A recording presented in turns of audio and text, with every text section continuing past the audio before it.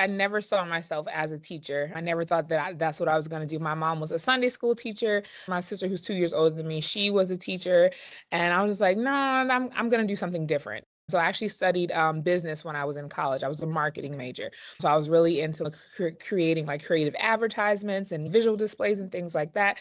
And so I just knew that's what I was going to do. Graduated from college in 2009. And of course, the recession was happening at that time. So jobs were scarce. I had made some connections while I was there at Howard University. I worked in Crampton Auditorium at Howard University, and my manager there had some connections. And she connected me with a charter school, a principal at a charter school here in DC, who was hiring. And I've always gotten along with kids. I always knew I liked being around kids. I liked having fun with them. And so I was like, okay, great, I'll try it. And again, fell in love right away. I think just my zeal and my passion for creative projects and things like that, I think being with and teaching preschool and pre-kindergarten really allowed me to explore that side. I think what was great for me was because I'm very playful. I love to interact with the kids. I want to get down on the floor with you. I want to get messy. We're going to get our hands in the Play-Doh and the paint, and we're going to explore. We're going to do all those creative things. So like that allowed my inner child to thrive and to flourish. And I got to engage and build relationships and learn with them because I was never afraid. I was that teacher going above and beyond. I want to be on the floor with you. I want to get messy. Of course, academics, language, reading and writing, those things are important, but also kids need to learn how to be students, how to think critically at an early age. So providing them those opportunities in a developmentally appropriate way was the most fun for me. So initially, yeah, it was, okay, I need a job. I need to pay some bills. Let me make sure that I'm doing something, that I'm being productive. But it was definitely shortly after my very first year in the classroom, I knew I was like, okay, wow, like I felt like I was in the best position because yes, it was a job, it was providing an income, but I really enjoyed what it was that I was doing.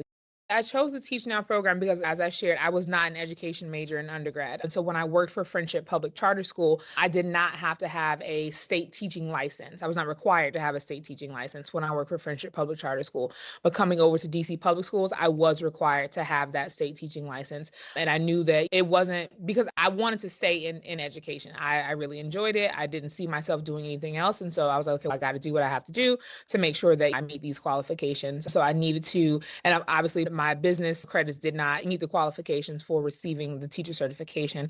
So I needed to do a teacher preparation program. So I was looking for something that was accessible, something that was affordable for me to, and something that met the qualifications for the DC licensure requirements. And it was a great experience from start to finish. I loved the approach of using the learning management system and engaging with colleagues. What I think one thing that I loved most was engaging with colleagues like who were in different places, not just in the United States, but around the world, because it opened my eyes to so many other perspectives about what teaching looks like. Because I would never forget a classmate I had named Giselle. She taught in Turkey, and so many of the differences between what was happening in the United States versus what was happening where she was, and how similar things were. So I think it opened my eyes to just education from multiple lenses. And I think that was one of my greatest takeaways from the Teach-Now program. I would wholeheartedly recommend Moreland's Teach-Now program, teacher preparation certification program, because it not only is it flexible, not only is it engaging, but it really does prepare you to enter the classroom successfully. It gives you not only the tools and strategies, but it gives you the opportunity to try out those tools and strategies before you actually get thrown into the deep end. Through the clinical portion of the Teach-Now program, I was able to model these lessons. I had the support of a mentor teacher throughout my process. So someone who was also able to to observe what I was doing and give me feedback and tell me, here are the next action steps that I could take to improve my practice. So while I felt like I was learning at the same time, I felt like I was being supported at the same time that I was learning. At no point during the process did I ever feel like I was alone and I just had to figure everything out on my own. Having that mentor teacher there to support and guide me through the clinical process really made a difference. And then I also love the work that we were doing because I already had some experience in the education field. It was not completely unfamiliar to me, but even if I was someone who had just come in and had no knowledge or any understanding of what was happening in terms of education, pedagogy, and best practices, the content is still delivered in a way that anyone can access it and understand it. But again, because it's teaching you at a very fundamental level, the basics of what running a successful classroom looks like. Some people, they feel like they have a job and it's just a job and they have to get up every morning and they dread going there. I never felt like that. I was excited to see my kids every day, to see my students every day, to just explore and investigate with them. So what initially started out as, oh, I just have a job, it became, oh, wow, I really love this career opportunity. Working in corporate America, that would have been cool. But I think why teaching means the most to me is because the benefits that I see every single day coming into a building, like there's nothing like seeing a child at the beginning of a school year who is not yet able to do certain things. A student who can't write their name at the beginning of the school year. And then when they finally master writing their first name, and the joy and the excitement that they feel, and they want to run up to you and they want to share it with you. Ms. Townsend, look what I did. And the joy that students feel that they see in themselves. I think because the difference that I'm making is not about anyone's bottom line, right? It's not about their budget at the end of the year. It's not about a certain dollar amount. The difference that I'm making is affecting real people and real students and real lives. So I am impacting change that is going to carry on. Like the rock that I throw in the pond today is going to have all these ripple effects for years down the line. I think about the number of students that I've taught over the last 16 years. There's some of those families I'm still in touch with to this day. Like my very first group of students that I ever taught as a paraprofessional, they are now in their sophomore year of college. So I think about just seeing them, how far they have come, all the different cool and exciting things that they have done. And I know that at somewhere along the way, like I played a small part in their success. I poured into them and now they are thriving and functioning well in society. So I think teaching, why I come back every single year, come back to teaching, because the difference that I'm making is not about, again, like I said, it's not about a dollar amount. It's not about a bottom line. It's about impacting real lives, making real change for students and for families.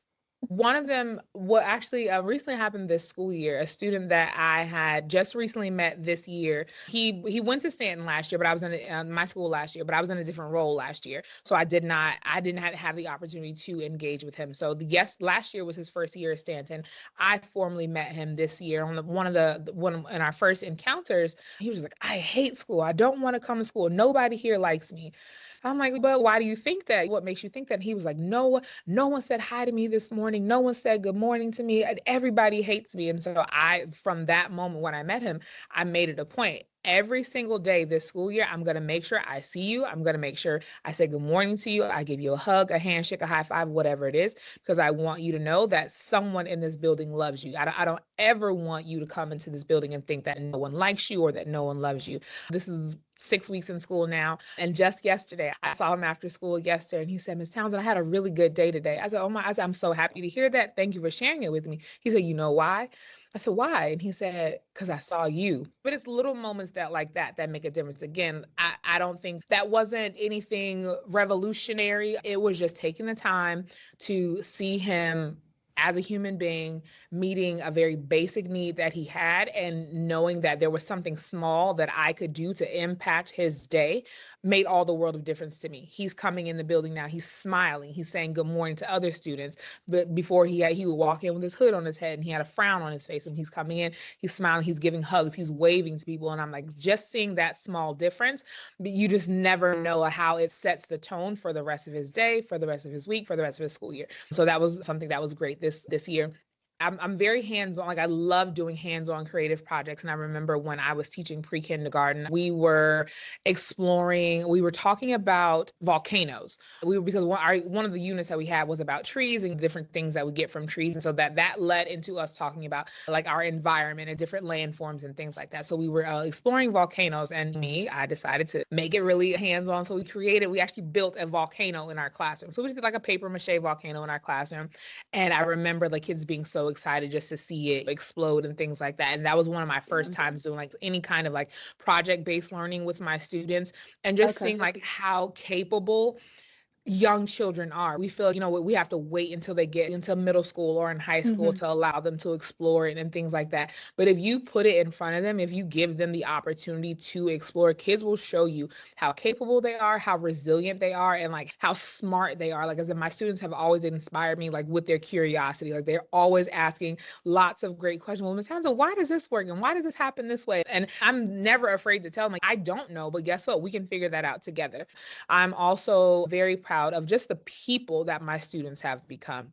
Again, learning about math and reading and all science, all those things are important. But again, I want to teach the whole child, right? I don't want you just to be a smart student, but someone who is not kind to other people. I want to make sure that you are a student who is considerate, who is caring, who is passionate, who is loving. And also you can be smart and really good at speaking, and you can be all of those things, but I'm more happy to see that I have had the opportunity to pour into students who are kind, who say please and thank you, students who support one another, students who support the social emotional development in one another, students who, as I call it, fix feelings with one another when there's been a harm that's done. So I'm proud to see that I have touched the lives of so many students who are good people.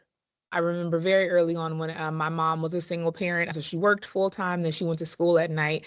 And I think that's where I definitely, for sure, got a lot of my hard work ethic from, because I saw her just getting it done, no matter what the obstacle was, no matter what the challenges were. My mom always made things happen. And I think I learned definitely my work ethic from her. The mayor started talking, and then I was like, oh, wait a minute. And then my principal, I can see my principal from the corner of my eye, and he looks at me and he winks at me.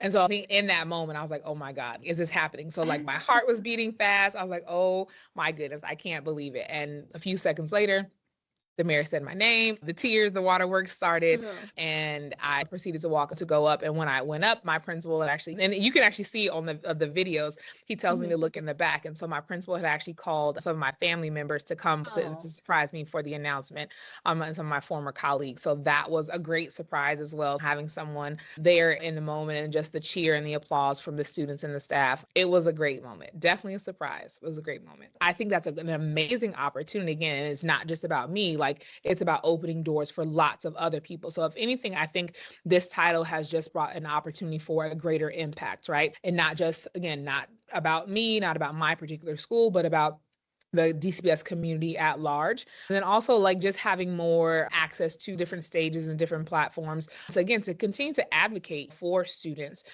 and families in underserved communities, for students who deserve a quality education, for teachers who deserve quality professional development, innovative researches based on innovative research and best practices. So making sure that our students are in front of educators who are well prepared, who are qualified, who have the knowledge base to best serve them, especially for where our educational landscape is. It's getting more challenging. It is more challenging, right? What the expectations that we have of students are not the same as when maybe you or I were younger and went to school. And so we want to make sure that our students are learning every single day in environments that they are being taught by quality, prepared, knowledgeable teachers who also care about them, who also love them, who also want to see them do well. So this year I'm in a new role. I am the K-5 and ELA instructional coach.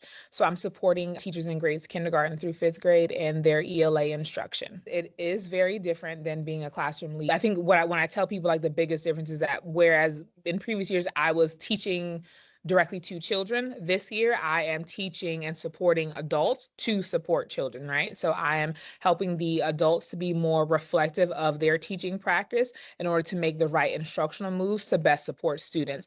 And I feel like this is a really great role because I still get to be connected to the students. I still have that opportunity to pull small groups and to work with them and to see them in their classroom and in their element. But I think I really enjoy this part because as much as I loved learning and improving my practice, I want to make sure that I'm also like supporting and fostering that culture of reflection in the adults that are working here in the building. Because ultimately, like, our kids are the most important. Our young learners are the most important, and our kids deserve a world-class education. And I think that as the adults in the building, when we bring our best selves to work every day, like, there's no way that academic achievement can't happen for our students because we are being intentional in the decisions that we're making in our instructional decisions. We are being thoughtful. We are being reflective of our practice. And again, as I mentioned earlier, we are taking risks, right? We are doing new things to make sure that our students that their needs are being met. We are providing intentional instruction for them. We are giving them accommodations and whatever necessary needs and supports that they have.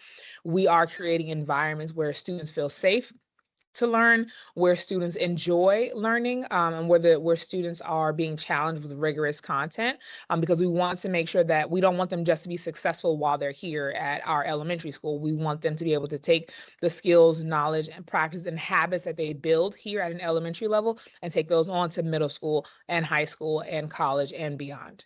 I love where I am in my career right now, still getting the opportunity to work with kids on an everyday basis and see kids and engage with them, and also support adult practice in the building. I think it's a wonderful space to be in. I think in the future, I'm definitely would to explore the opportunities, maybe getting into administration at some point, but I never want to be far away from the kids. I want to make, I don't want to go sit in a stuffy office anywhere and just sit on conference calls all day. That's not me.